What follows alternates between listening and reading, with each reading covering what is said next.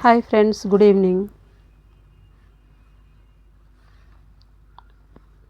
ఒక మనిషి కొన్ని గంటల జీవితం మీద ఇతర భాషలలో నవలలు వచ్చినా తెలుగులో ఇది నవ్యమైనది. అందులోనూ పూర్తిగా హాస్టల్ జీవితం మీద. శ్రీ నవీన్ ఎంచుకున్నది హైదరాబాద్ ఉస్మానియా విశ్వవిద్యాలయం. ఆ విశ్వవిద్యాలయాన్ని, ఆ పరిసరాల్లో తిరిగే యువతి యువకుల్ని చూస్తుంటే బయటివారికి ఎంతో ముచ్చటగా ఉంటుంది. కానీ దాని అంతరాంతరాల్లో అన్ని రకాల రాజకీయాలు, ఈర్ష్యా ద్వేషాలు, ధనిక పేద వ్యత్యాసాలు, గొప్ప పేద భేదాలు, అన్యాయాలు, ఆక్రోశాలు ఉంటాయని చాలామందికి తెలియదు. అంపశయ్య నవల వాటన్నింటినీ కళ్ళకు కట్టిస్తుంది. చాలామందికి తెలియని ఓ లోకాన్ని 10 మందికి తెలియజేస్తుంది. అంపశయ్య నవల ప్రధాన బలం అదే. అలాగే యువతి యువకుల్లో యవ్వన ఆరంభ దశ చాలా సున్నితమైంది, జటిలమైంది. ఆ సమయంలో మనసు చెప్పిన మాట వినదు. శారీరక ఉద్రేకం రకరకాల ప్రక్కదారులు పట్టిస్తుంది.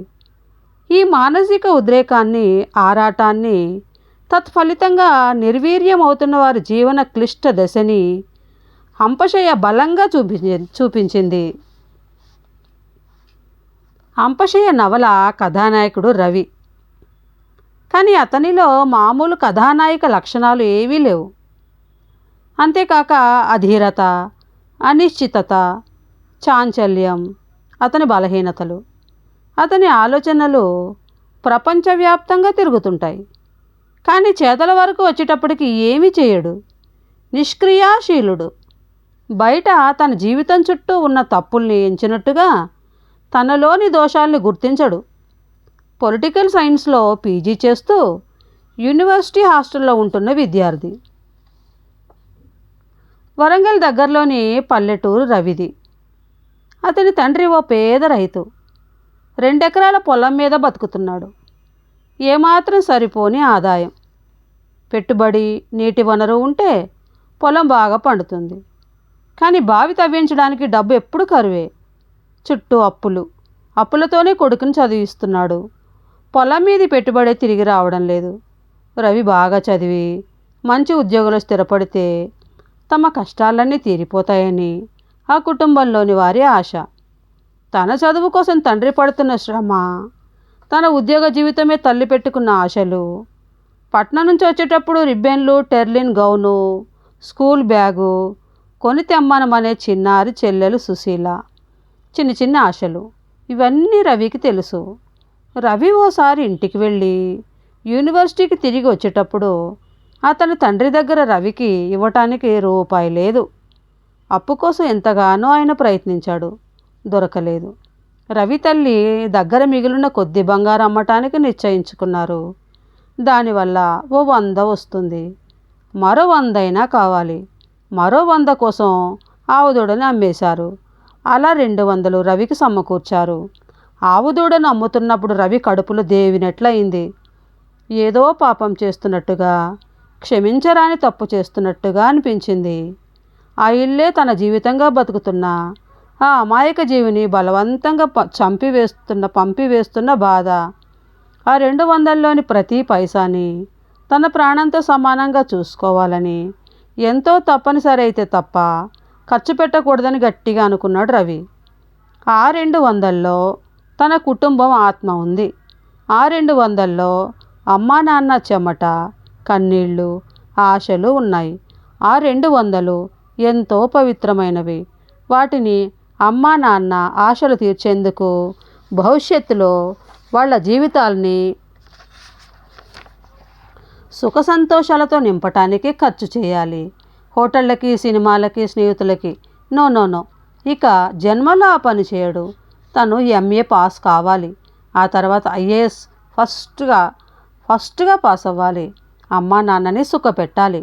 అలాంటి ఆలోచనలతో వరంగల్ చేరిన రవికి తన బిఏ నాటి క్లాస్మేట్స్ కలిశారు. బిఏ పాస్ అయి ఎంఏ చదువుతున్నందుకు పార్టీ ఇవ్వాల్సిందేనని బలవంతంగా లాక్కుపోయారు. హోటల్లో బిల్లు కడుతున్నప్పుడు రవి గుండెలు పగిలిపోయాయి. ఇప్పుడే కాదు, ఎప్పుడు డబ్బు అనుకున్నట్టుగా కాక ఇలా దుబారాగానే ఖర్చు అవుతోంది. మనసు బాగుండడం లేదని బయట తిరుగుళ్ళు, క్లాసులకు వెళ్ళకపోవడం, సినిమాలు, హోటళ్ళు, ఇంకా రకరకాలుగా ఖర్చు. అప్పటికే యూనివర్సిటీ మెస్ బిల్ 3 నెలలుగా కట్టలేదు. అది తీరిస్తేనే కానీ మెస్లో భోజనం పెట్టమన్నారు. మెస్లో హెడ్ వెయిటర్ ఖాన్ తింటే ఎప్పటి డబ్బు అప్పుడే ఇవ్వాలి. మెస్ బిల్ కట్టనందుకు రవి పేరు నోటీస్ బోర్డులో పెట్టారు. అది కడితే కానీ హాల్ టికెట్ ఇవ్వరు, పరీక్షలు రాయనివ్వరు. ఎలా? క్లాసులకు వెళ్ళాలనిపించదు. చాలామంది ప్రొఫెసర్లు క్లాసులు సరిగా తీసుకోరు, టైంకు రారు. వచ్చిన తర్వాతైనా పాఠం సరిగా చెప్పరు. చెప్పిందే తిరిగి తిరిగి చెప్పడం, లేదా తమ గొప్పలు చెప్పుకోవడం. మెరిట్ ప్రకారం మార్కులు వేయరు. తమని కాకబట్టి తమ దగ్గర బానిసల్లా తిరిగే వాళ్ళకి, తమ కులం, వర్గం వాళ్ళకి పక్షపాతంతో ఎక్కువ మార్కులు వాళ్ళకే ఫస్ట్ క్లాసులు. సిన్సియర్గా చదివి స్వతంత్రంగా క్లాస్ తెచ్చుకునే అవకాశమే లేదు. రవికి అటువంటి బానిస బతుకు ఇష్టం లేదు. అందుకే చదువు మీద ఆసక్తి పోయింది. రూమ్లో కూర్చొని చదువుకుందామన్నా మనసు లగ్నం కావడం లేదు. పట్టుమని 10 నిమిషాలైనా చదవలేకపోతున్నాడు. విద్యార్థుల్లో ముఠాలు, గ్రూపులు. రెడ్డి, శ్రీశైలం వాళ్ళది ఓ గ్రూపు. రెడ్డి బాగా డబ్బున్న వాడు, హాస్టల్లో, యూనివర్సిటీలో. ఆ గ్రూపుకే పలుకుబడి ఎక్కువ. వాళ్ళని ఎవరు ఎదిరించరు. రవికి ఆ గ్రూప్ అంటే ఇష్టం లేదు. అదో బూర్జువా గ్యాంగ్. కానీ వాళ్ళకి రవిని తమతో కలుపుకోవాలని పట్టుదల. అందుకే అడుగడుగున ఘర్షణ పెట్టుకుంటున్నారు. దానివల్ల రవి మనసు మరింత వికలమవుతోంది. రవి బుర్రలో రకరకాల ఆలోచనలు. ఏ ఆలోచన స్థిరంగా ఉండదు. అయినా అన్ని ఆలోచనలు కలవర పెడుతున్నాయి, ఆరాట పెడుతున్నాయి. వయసు, యవ్వనం రవి మీద తమ సహజ ప్రభావాన్ని చూపిస్తున్నాయి. అందమైన అమ్మాయిలు ఆకర్షిస్తున్నారు. వారి శరీర పొంకం, కవ్వించే శరీర ఆకృతులు, ఎత్తైన బిగువైన గుండెలు కామోద్రేకం కలిగిస్తున్నాయి.